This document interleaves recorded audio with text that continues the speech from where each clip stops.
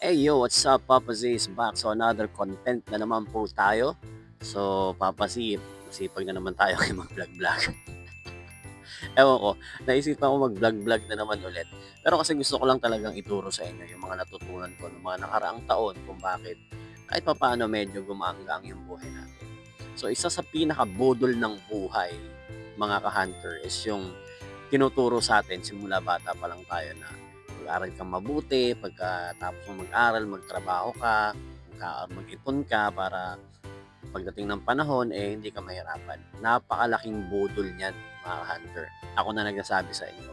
Rat race yan eh. So if you heard about rat race, yan yung paulit-ulit na cycle ng buhay ng typical, normal Filipino. So ano ba yun? Yung pagising mo sa umaga, papasok ka, uuwi ng hapon, matutulog, 5 araw mong gagawin yon, minsan 6, tapos linggo, pahinga, lunes, balik ka na naman. Paulit-ulit yung ginagawa mo.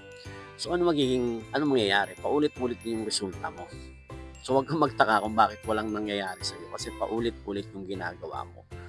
Now, dahil sa internet, napakadami natin matututunan. And doon ako nagsimula. Lagi kong sinasabi sa inyo, feed your mind. Pag-aralan nyo yung mga bagay, alamin nyo yung mga bagay na hindi nyo alam. Unang-una, pag-aralan nyo yung about sa pera. If you want something new, do something new. Gumawa ka ng bago para may bagong resulta dadating sa'yo. Kasi kung paulit-ulit yung ginagawa mong pasok sa trabaho, uwi sa gabi, pasok na naman, walang mangyayari sa'yo. So yun yung pinaka-budol ng buhay.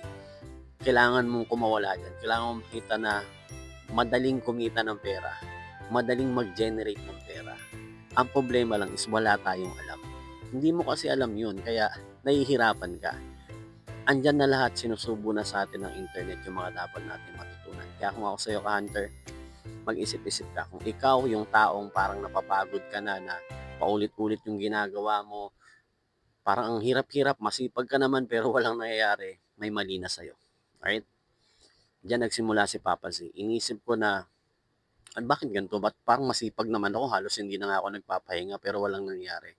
And found out na kaya pala ganun dahil wala akong alam. Yung mga successful na tao, alam nila kung paano ko mawala dun sa rat race na yon. And pag nagawa mo yon, everything will follow. Tandaan mo yan ka-hunter. Nandyan yung internet, marami tayong matututunan. That's all for now.